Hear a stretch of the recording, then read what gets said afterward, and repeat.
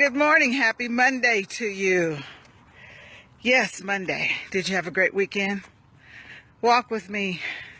Talk with me.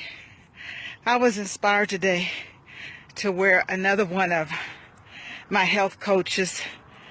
Well, and she's one of my personal assistants, and she's also creator of my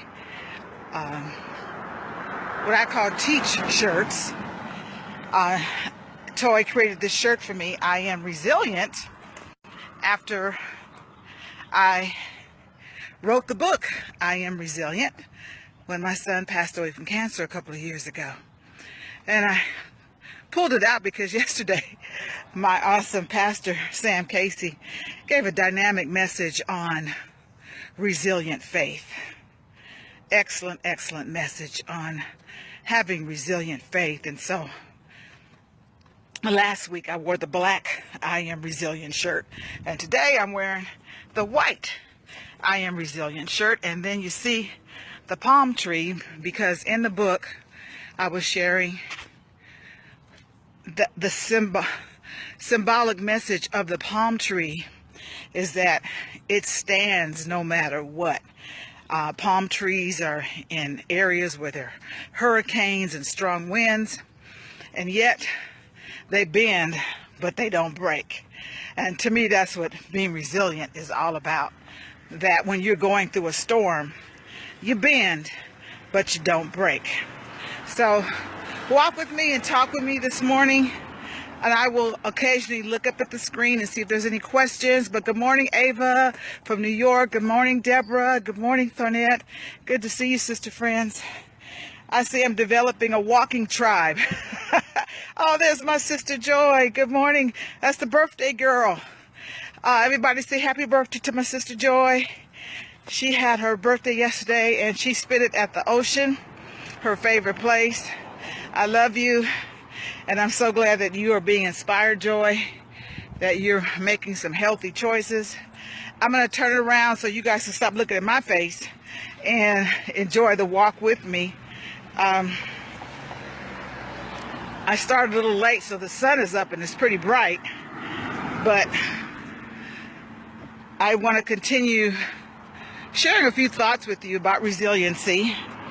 And I also want to share something that I wrote in my book, because I deal with this myself on a personal level, and a lot of people that I coach and counsel, a lot of people that come to me for support or prayer or insight or encouragement or strategy, a lot of times it's about the people that are in their lives, the people that hurt them, the people that reject them, the people that don't get them, the people that are trying to drag along with them on their purpose, the people that are trying to convince them who they are, and that could be so exhausting.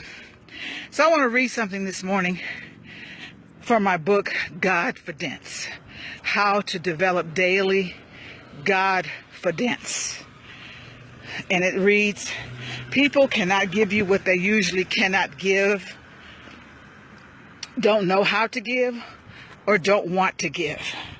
Three things: either they cannot give it, they don't want to give it, or they don't know how to give it. Unrealistic expectations are a setup for anger, resentment, and a reactionary mindset. Pain, loss, and suffering, to me, are invitations for you and I to learn the things that we cannot control, can't explain, can't fix, can't understand, or change. We cannot change all things or all people. So my prayer for you this morning is, if you're dealing with that, Lord, I pray for patience and wisdom as I encounter stress, misunderstandings, or wounded people who hurt other people. Keep my mind stayed on the truth. Let me be a vessel of your love and peace. Help me to see where I need to grow in my own communication style and self-worth. Help me to guard my heart when I feel hurt, disappointed, or angry because of the way others treat me. Lord, I turn to you instead of my old habits to cope with pain, stress, and loss. I rebuke any depression, sense of rejection, or fixating on the relationships that cause me to suffer. I want to give that word to someone today. When you and I fixate on things and we get stuck and we don't know how to bounce back after divorce, or bounce back after losing a job, or bounce back because you didn't get the contract. Boy, if I could tell you all the times I didn't get the contract, I didn't get the job, I auditioned for this show or that show, and I didn't get it. How I had to learn how to bounce back after losing my son to cancer. Bouncing back when you lose your parents, or bouncing back after addiction, bouncing back after someone has knowingly or unknowingly has hurt you. And so the two images I want you to think of today when it comes to being resilient is a ball and the palm tree. When you bounce that ball, it doesn't stay on the ground. It bounces right back up. And that's what we have to do. Can't stay on the ground. And trust that God will open up new doors, new relationships, new ideas. Bounce back. The other image I talk about in being resilient. Good morning, Thornette. Thank you so much. Is the palm tree. I live here in California, surrounded with palm trees all the time. And palm trees usually flourish where there's little water, dry areas. And that's because they're designed that way to be able to withstand the dry times, the times when the water is not there. And so what they do is they have very, very deep roots. And those roots know where to find the water in the desert.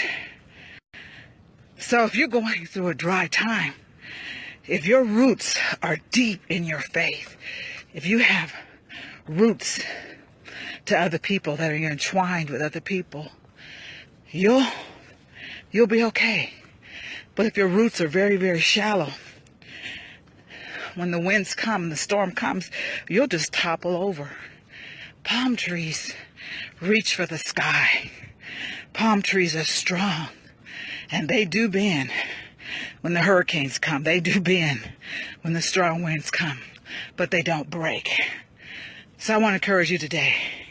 If you're going through a storm, you can bend, just don't break. Be resilient. Does anybody have any questions or comments you want to share? This is day number 9 of my Walk in the Light live video series. I took a break for 2 days. My health coach choice said it's okay. I don't have to do this every day. I really wanted to walk yesterday before church, but I got distracted with terrible news of the shooting in Baton Rouge, and I just couldn't pull away from trying to figure out what was going on. So I missed my time of walking before I went to New Life. And then when I got there, my pastor Sam was teaching about having resilient faith. So that was very timely. I pray that this video series has been a blessing and inspiration to you. We're all giving shout outs to Joy this morning for her birthday, and Joy shared with me, she works in downtown Los Angeles, and on the days that she has a short window for lunch, she'll usually grab something that's quick and easy like a pizza and convince herself it's okay. But she's been religiously watching me walk every day, and she said she was inspired to say, no, I'm not going to have the pizza. I'm going to go get the salad. And I said, good for you. You know, it's the little steps that matter. It's the little steps that make a difference. And it takes, they say, at least 21 days to create a new habit. So I'm on day 9 of walking I can't wait to see what's going to happen when I get to day 21.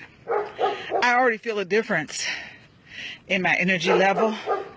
I'm already feeling less resistance in my mind to get up and walk, where before I found reason. Good morning, doggy. Oh, it's two of you. Say good morning. See the doggies barking. I'm already seeing that I have less reason to procrastinate or find a reason not to walk. I fought with the flesh. I don't want to go. I'm tired. But you know what? Accountability is so critical. And I feel not only accountable to Toy, my life coach, my health coach, but I also feel accountable to many of you who are watching every time. I feel like, oh my gosh, I don't want to be a fraud. I want to be consistent. I'm accountable to them because maybe someone will be inspired to walk. Maybe someone will be inspired to go to a Zumba class like Tanya. Maybe somebody will be inspired to get on the elliptical like Lisa. Maybe somebody will be inspired like Joy to change your eating habits at lunch. Maybe somebody will be inspired like Wendy, who said, on the day I said do something different, she sent me a video. She says, Jewel, I used to eat my lunch inside. Now I'm sitting outside of the park eating my lunch at my job, and I'm enjoying nature. So, yes, Ava in New York says she goes into the basement. I believe the basement in her home. She does her exercises in her basement. So can you imagine? She's got to talk herself into going down the stairs and going to the basement and getting her body moving. Remember what I said? There's several types of movement that we need. We need movement of our body, our limbs, our legs, to pump oxygen in to our bodies, to keep our legs and our arms flexible, to combat arthritis. We need to move. I don't care if it's just doing something at your desk, walking 15 minutes a day. As Sister Kathy from my tribe, Toy's mom, is walking 15 minutes a day now, and she has all types of health challenges. She has a fractured rib, and yet she's 77, and she gets up and walks every morning now. Yay, Kathy. So proud of her. We have to move past our pain. That's part of being resilient, is that even though life knocked you down, you got to get up again. You can't stay down. You know, if life knocked you down yesterday because of divorce, or loss of a contract, or somebody said something mean to you, your child disappointed you, your spouse said some mean things to you, and if I come back next week and you still down, that's a problem. It's time to get back up. Yeah, life knocked you down, but you cannot stay down. You got to have what my pastor said, resilient faith. Trust God. Take a licking and keep on ticking. Bounce back like that ball. Bend like the palm tree, but don't break. Good morning, Ann. God bless you, dear sister, dear woman of God. So glad that you're on this morning with us.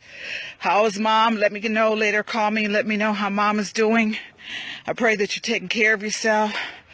Ann is like so many of you who are caregivers, and it can be very exhausting, very consuming, and you have to make sure that you take care of yourself. So again, when I talked about the movement, number one, your body needs to move every day. Move, move, move, move those legs, move those arms.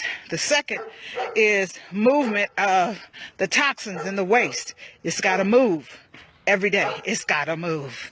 One of the things that really has been a great benefit for me is I take aloe vera juice every day, and aloe vera juice makes it smooth. You have what I call a moving experience.